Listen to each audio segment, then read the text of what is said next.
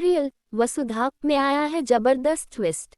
जी हां, आने वाले एपिसोड्स में दर्शकों को मिलेगा बड़ा सरप्राइज। अब कहानी में देव वसुधा को वापस ले आया है, जिससे वसुधा बेहद खुश है। दरअसल देव को सच्चाई का पता चल जाता है।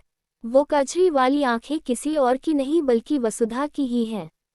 ये जानकर देव भावुक हो जाता है और सीधे वसुधा के घर पहुंचता है, लेकिन वहां ताला लगा होता है।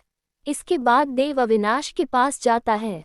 अविनाश नाराज होकर कहता है, तुम्हारी वजह से वसु चली गई।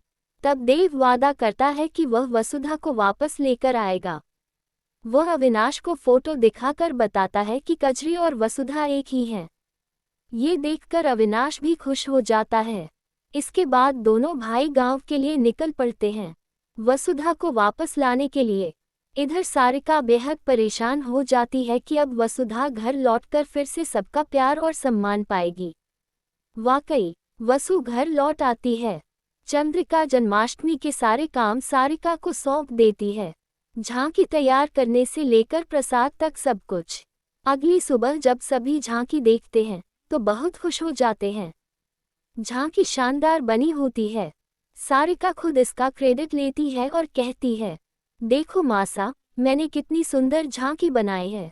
लेकिन तभी दिव्या सच्चाई सामने लाती है, मासा, ये झांकी सारिका ने नहीं, वसुधा ने बनाई है। ये सुनते ही चंद्रिका नाराज हो जाती है और सारिका पर बरस पड़ती है। और यही नहीं, जल्द ही वह वसुधा पर भी चिल्लाने वाली है। अब जन्माष्टमी के लिए कृष्ण बनने वाले हैं देव। दूसरी तरफ सारिका वसुधा के पास आती है और कहती है कि मासा चाहती है कि वसुधा राधा बने। वसुधा कुछ समझ नहीं पाती और तैयार हो जाती है, लेकिन जैसे ही वसुधा राधा बनकर सामने आती है, चंद्रिका उस पर भी गुस्सा करती है। अब देखने वाली बात ये होगी कि जब देव को पता चल चुका है कि कजरी और वसुधा एक ही हैं, तो क्या वह वसुधा को सच में अपनी राधा के रूप में स्वीकार करेगा? आप क्या सोचते हैं? क्या आप इस आने वाले ट्विस्ट के लिए एक्साइटेड हैं? अपनी राय कमेंट में ज़रूर बताएं। ऐसी ही और अपडेट्स के लिए हमारे चैनल को सब्सक्राइब करना न भूलें।